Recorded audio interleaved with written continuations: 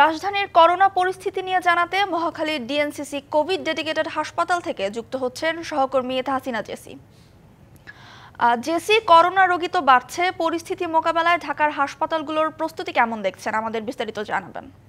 আপনি জানেন যে মহাখালীর যে ডিএনসিসি কোভিড-19 হাসপাতাল রয়েছে সেটি আসলে করোনা রোগীদের জন্য একমাত্র ডেডিকেটেড হাসপাতাল করা হয়েছে।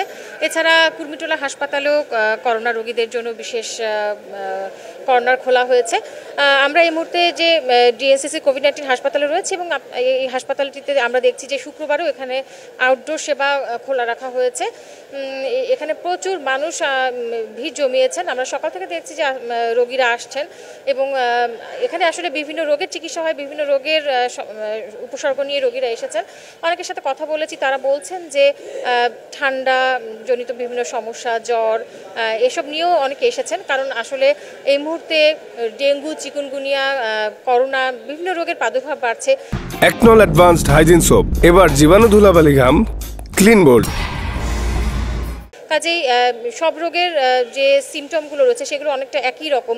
ফলে মানুষ সচেতন হওয়াতে কিন্তু একটু জ্বর বা ঠান্ডা লাগলেই তারা চিকিৎসকের শরণাপন্ন হচ্ছেন এবং ডেঙ্গু চিকিৎসা বা করোনার পরীক্ষা এগুলো তারা করিয়ে নিচ্ছেন এবং নিশ্চিত হচ্ছেন যে আসলে তারা সেই ধরনের কোনো রোগে আক্রান্ত কিনা।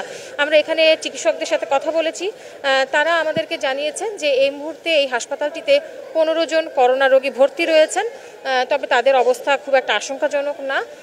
এখানে করোনা রোগীদের জন্য সব ধরনের সেবাই রয়েছে তাদের, বিশেষ করে অক্সিজেন সেবা, আইসিইউ সেবা, এই সেবাগুলো প্রয়োজন বোধে আরও বাড়ানো যেতে পারে বলেও তারা বলেছেন। কাজেই এই হাসপাতালটিতে করোনা রোগীদের জন্য সব ধরনের সুযোগ সুবিধা রয়েছে এবং কোনো করোনা রোগের কোনো ধরনের যে সিমটম, সেই সিমটম দেখা মাত্র তারা আসলে এই হাসপাতালে সেবা নিতে রোগীদের উদ্বুদ্ধ করছেন। একই সাথে স্বাস্থ্যবিধি মানতে হবে এবং সেই বিষয়টির উপর চিকিৎসকরা গুরুত্ব করছেন। সকলকে আগের মতো মাস্ক পরিধান করতে হবে, একই সাথে পরিষ্কার পরিচ্ছন্ন থাকতে হবে এবং সব কিছু মিলিয়ে কিন্তু আসলে করোনার সতর্কতার মধ্যে সকলকে থাকতে হবে। তো এই ছিল ফারা আমার কাছে সর্বশেষ অবস্থা। আপনাদেরকে পরবর্তীতে আরও বিস্তারিত জানাতে পারবো। ধন্যবাদ জেসি।